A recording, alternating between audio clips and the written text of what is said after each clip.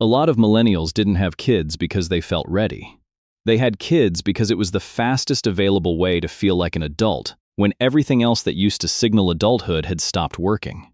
Not a house, not a title, not a wedding they could actually afford to throw. Just this one thing, still sitting there, still reachable on a normal income, no waiting list, no approval process, no committee deciding whether they qualified. Psychologists have a name for the gap they were standing in. Jeffrey Arnett, a developmental psychologist at Clark University, coined the term emerging adulthood back in 2000. It described a stretch of life where the old markers, marriage, a house, a stable career, arrive years later than they used to, if they arrive at all. 20 years later, that stretch hasn't closed.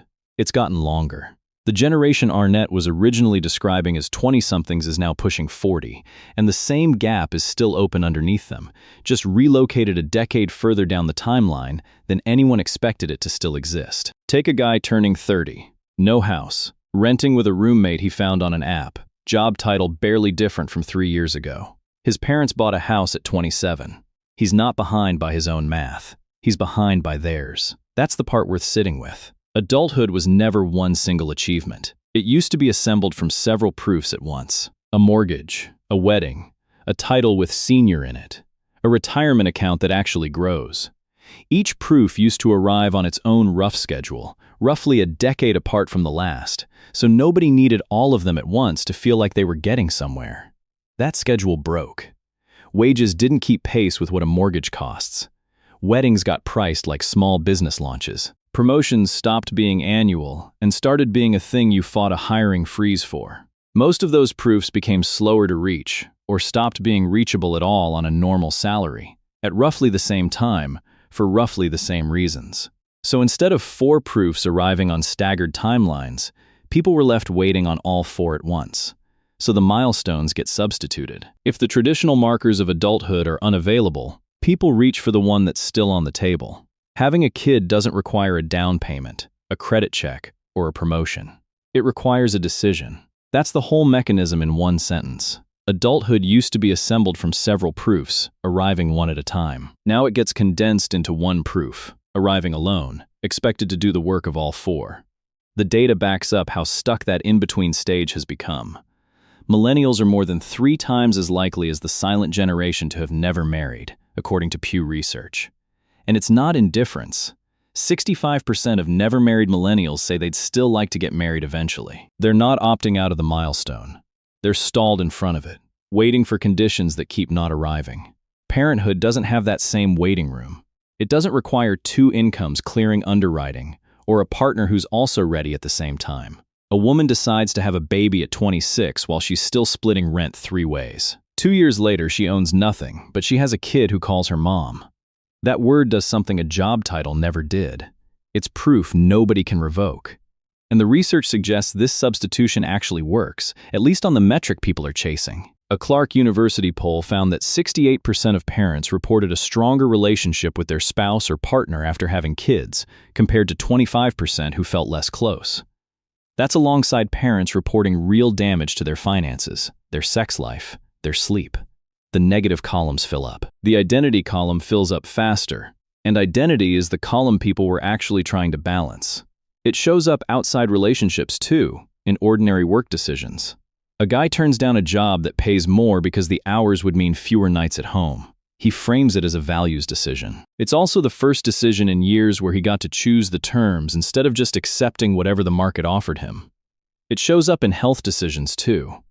A woman starts going to the gym again after her second kid, not for her old body, but because it's one part of life she can still control. She can't control the job market. She can control 40 minutes on a treadmill. Here's the part that doesn't show up in the surveys. When adulthood gets reduced to one proof instead of several, that one proof has to carry all the weight.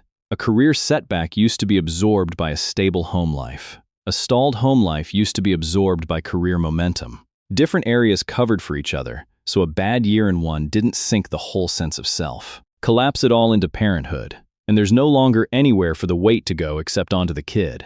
The kid becomes the whole scoreboard instead of one line on it.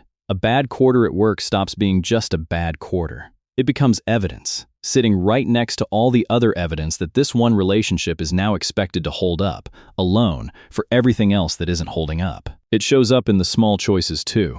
A father spends 40 minutes writing the caption for his son's first day of preschool. Not because the caption matters, because the caption is evidence he's doing the thing that makes him an adult, and evidence is worth documenting. It's not only about proving something to other people. There's also the pressure running the other direction, toward anyone who doesn't take the substitute at all.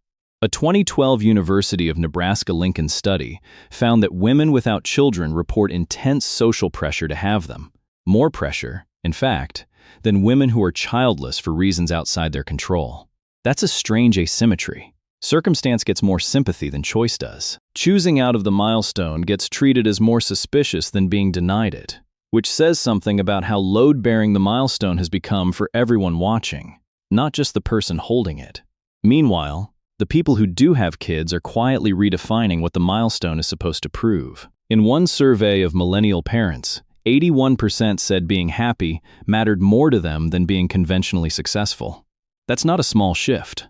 Their own parents mostly measured adulthood by output, house, job, title, in that order, checked off roughly on schedule. This generation is measuring it by whether the thing feels like it's working day to day, which is a much softer bar and a much easier one to actually clear.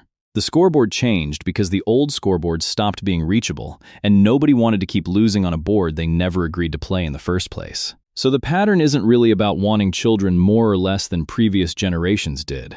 Desire was never the variable that moved. It's about what happens when every other proof of adulthood gets pushed out of reach at once, and one proof stays cheap and available while the rest get priced out.